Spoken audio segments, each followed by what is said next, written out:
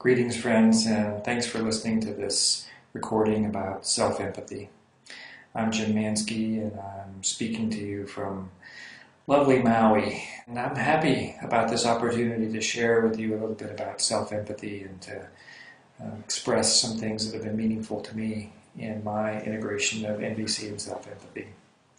And so what I'm going to be talking about is a form of self-empathy that includes 4 elements. Noticing a sense of constriction in your body, what's going on, and then accepting what's going on in your body, extending that acceptance to anybody else that might be involved in the conflict or the situation, and then gratitude, to use the power of gratitude to fuel self-empathy and next steps to lead to more fulfillment and more well-being. So let's look at each of these elements and take them apart, and then we'll have a chance to practice it. So first, noticing that you are needing self-empathy. The clue for me is a sense of constriction in my body. That's the first place that I tend to look, is physical sensations that especially in the core of my body, around my heart area, my throat, maybe my jaw, my shoulders, any sort of sense of constriction or tightness or where a feeling of being blocked in my body. So first, tuning into those physical sensations. The second channel is emotions. I like to think of 2 categories of emotions. One, unifying emotions, and secondly, separating emotions. And so as I fine-tune my awareness to this distinction between separating emotions and unifying emotions, it becomes clearer to me when I need self-empathy. If I'm experiencing unified emotions like love or peace or joy, who needs self-empathy? I'm just savoring the moment. But as I fine-tune my awareness and my ability to distinguish separating emotions, fear, anger, frustration, annoyance, those kinds of emotions. And that's a really important clue to me that I could use some self-love, some self-acceptance, some self-empathy. So tuning into my kaleidoscope of emotions from moment to moment. And the third element of emotional experience that I'm training myself to notice is the quality of self-talk. I've noticed that I often have a monologue going on inside of me. And if I tune in to the quality and the content of that voice, it gives me a lot of information about what's important to me. So I'm training myself to notice judgments, thoughts of rightness and wrongness, goodness, badness, appropriateness, inappropriateness, that sort of thing. Thoughts about deserve, who deserves what. Thoughts about who's to blame, whose fault it is. Thoughts about just anything that is distracting me from presence. When I notice that I'm chewing, that I'm restlessly scanning what's going on, then that's a big clue to move into a self-empathic process. So these 3 elements again, noticing physical sensations, noticing emotions, and noticing self-talk. And the order might be different for you, and it might be different in different contexts. Sometimes you might notice what you're telling yourself first and let that be a signal to look more deeply into your other aspects of your emotional experience. Other times you might notice you're separating emotion first. Other times it might be a physical sensation. That's the clue that self-empathy might help. So that's the first step, is training ourselves to notice when we need self-empathy. Then the second step for me is to move into acceptance. I'm feeling these things anyway. And so I'm learning to accept that that's what is in my life, is that I'm talking to myself in this way, I'm feeling these physical sensations and emotions. And so to move with a quality of curiosity towards the upset and with an attitude of, well, I'm human, of course I'm upset about this. Almost anybody who is in a situation like this is likely to experience some sense of upset. So if that's true for others, and if others were feeling this way, I could accept them. So how about I extend that acceptance to myself? And one way that I can move into acceptance of myself is to consider what's important to me, to answer the question, what are these physical sensations, emotions, and self-talk telling me about what's important to me right now? And of course, that's what we often refer to as a need in nonviolent communication. And so now that helps me to get more connected to life and to the universality of all human feelings and needs. And so, again, it cultivates a quality of acceptance that just like me, other people might feel this. And if they're acceptable, when they feel upset, when they feel sad, when they feel frustrated, then I'm acceptable when I feel sad, frustrated, angry, and so forth. And this experience of the universality of the human condition, that all human beings have the same palette of human feelings and needs, then allows me to take the third self-empathy, which is to extend this acceptance to anybody else that might be involved in the situation or the conflict, especially the person that I think was the trigger. And so now to turn my empathic attention towards the other person that is involved with an intention to accept them. And for me, the way that I can do that is to consider what was their positive intention in behaving in the way that they behaved. In other words, what need were they hoping to meet when they said or did or didn't say or didn't do whatever it was that was the trigger for me?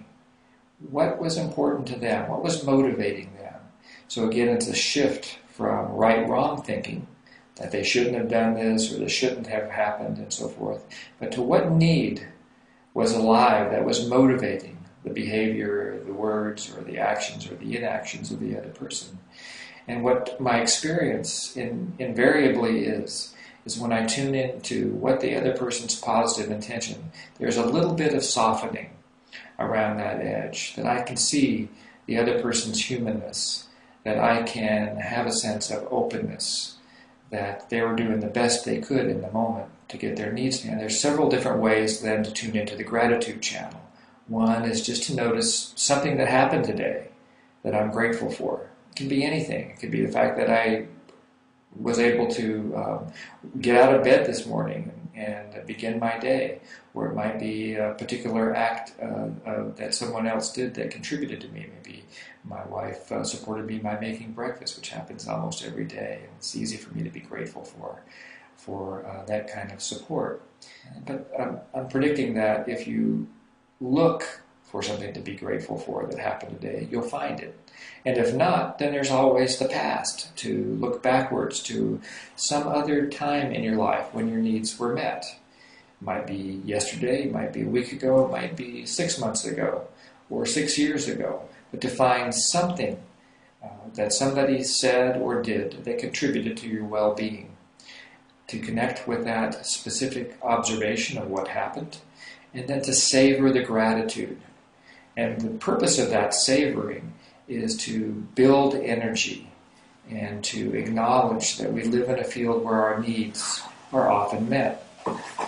And so those are two ways that you can experience gratitude. As one, something that happened today, recently, something that happened in the past.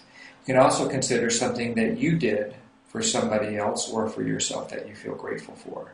So there's lots of different ways to tune into the gratitude channel. The point is that you find something to feel grateful for in order to build a quality of energy that comes through the savoring of the feeling of appreciation and gratitude. It tends to open the heart.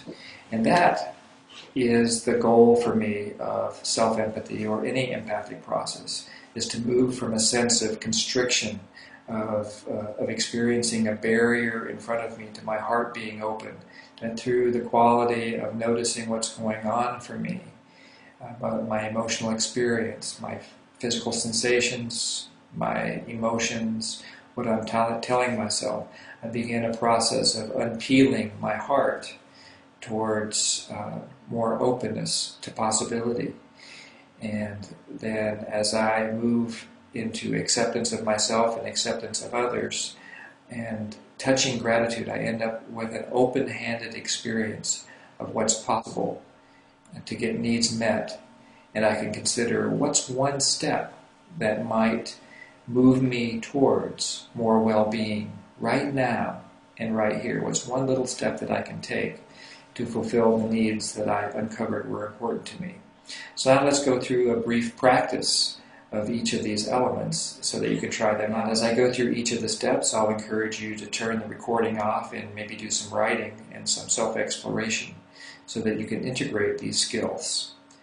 Okay, assuming now that you're ready to take the next step in exploring this self-empathic process, think of something that happened over the last day or two where you noticed that you might have been able to enjoy getting some empathy and that there was an opportunity to practice for yourself. And so I would suggest that you choose kind of a minor irritation, minor annoyance, not the thing that you might have been in therapy for the last 25 years or so, but instead to think of something that's a bite-sized observation that you can chew on for a while in order to stay present, not only to your own experience, but also present to these new skills that you'll be working on. So pause the tape here until you can write down an observation of a time recently when you have been triggered, and write down who else was involved and exactly what. What do you notice in your body as you recall having had this experience? And just take a moment and jot down any physical sensations, especially again here in the core of your body, your belly, your solar plexus, your heart, your throat. Write down any physical sensations you have and any areas of tension in your body, tightness, any other physical sensations like racing heart or tears or aspect of your emotional experience, the emotions themselves. As you replay the event in your mind and in your heart, just notice what your emotional tone is. You might notice first a sense of aversion or a sense of wanting to cling on to something, or maybe a sense of numbness. And then see if you can fine-tune the emotion from these kind of generalized states to what specifically were the feelings that you noticed in your frustration, annoyance, irritation, anger, sadness. Write down and explore that aspect of your emotional experience. What emotions were going on? And now let's look at the third aspect of your emotional experience. What are you telling yourself? Here I really encourage you to pause the recording and take about 5 minutes and just write out whatever is going on in you to move from being caught up within the self-talk to being able to observe the self-talk, to actually be able to cultivate a quality of presence for what you're telling yourself. And after you write for about 5 minutes, then come back. Okay, so now we've explored your emotional experience. Now let's take it to the next layer of acceptance, to cultivate a quality of acceptance that this is the emotional experience that you're having right now.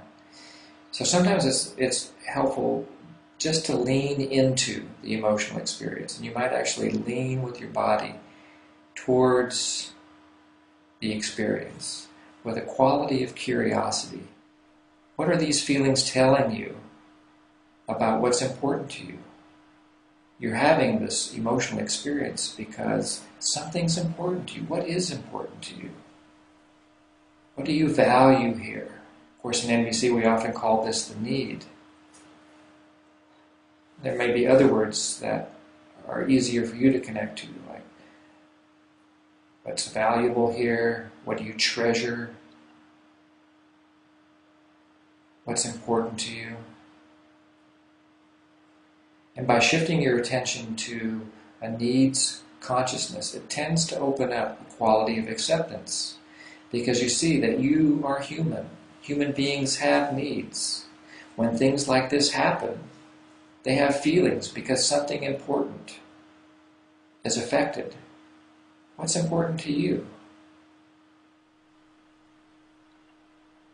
And to just notice what might shift as you begin to open to a quality of acceptance that you have needs and that what other people say or do affects you, affects the state of your needs from moment to moment. You become aware of what's important to you because of the stimulus of what happens in your life. If these feelings and needs are universal for you, then it's also true for all human beings. So imagining that there are other people involved in your original observation that you're working with, what might have been going on in them that caused them to say or do whatever it is that they said or did?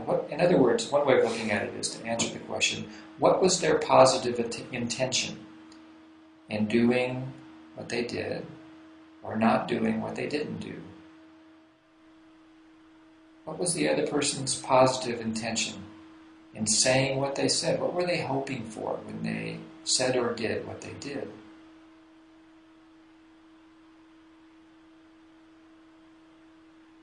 And again, this has the potential within it to open up a quality of acceptance that not only is what you experienced acceptable and human, but what they were experiencing was acceptable and human. So now you've extended the net of acceptance from yourself to the other. And it's real likely that you've moved from constriction to a little bit more openness.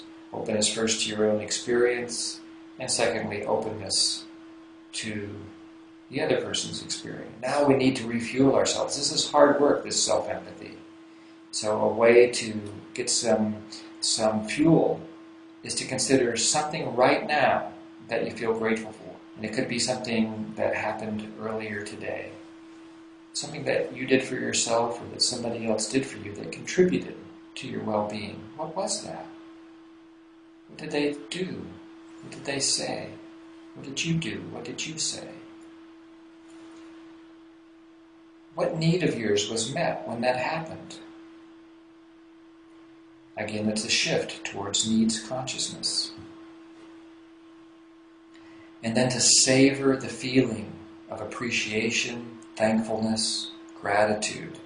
And by savoring, I mean to imagine it that this feeling is like a piece of chocolate or some other treasure that you can put into your experience and really just enjoy and getting all the subtleties out of it. To take the time to really enjoy what it's like to have a need met. This usually has the experience of moving more energy in our body to make us more available to consider what's a possibility here. I've identified something that was really important to me. I've identified something that was really important to the other person, an empathic guess. So now that I've refueled myself with some gratitude, what am I empowered to do? What's one step that I could take that might move me closer to getting this need satisfied? It may not be fully satisfied. It may never be fully satisfied, but what's one little step that I could take right now that can move me closer to having a sense of well-being in relationship to this? And again, pause the tape or the recording and see if you can write down some ideas that come up for you. Just do kind of a brainstorm. Okay, let's take the final step here and put yourself back in the position of the original observation, having learned what you've learned through the self-empathic process. The same observation occurs, the same person says the same thing, or something similar. And now, based on what you've learned from here, what choices do you have about how you would like to respond? Perhaps you would respond with just noticing how you feel in reaction to whatever was just said or done. And so your first impulse is to empathize with yourself. Or perhaps your intuition is to empathize with what was going on in the other person when they said or did whatever they did, based on what your inner work was a moment ago. And guessing what their need was. So perhaps your intuition leads you to empathize with what was important for them in the situation. Or perhaps you're led to express your honesty about how their actions or inactions, their words, how they affected you, and that you might express to them the impact that their actions or inactions had on you, and then to end on a clear and present request with an intent to continue a dialogue of open-hearted connection. So that brings to conclusion this little experiment and exploration of self-empathy. Again, the 4 components or the 4 elements of this self-empathic roast: noticing that you need some self-empathy, some sense of constriction in your body. Secondly, to cultivate a quality of acceptance for your emotional experience. Third, to extend that acceptance to anyone else that might be involved. Fourth, to connect with gratitude, to tune into the gratitude channel in order to build the resources, then to consider, now that you've moved from constriction to more openness, what's one step that you could take to make your life more wonderful and to make life more wonderful for everybody else involved. I'd love to hear any reactions or responses you have to this lesson, so please consider contacting me at nvctrainer@gmail.com or radicalcompassion@gmail.com to let me know how this lesson affected you and any ideas you have about how to make it even more powerful for others the next time I share it. Thank you for connecting with me through this. Peace.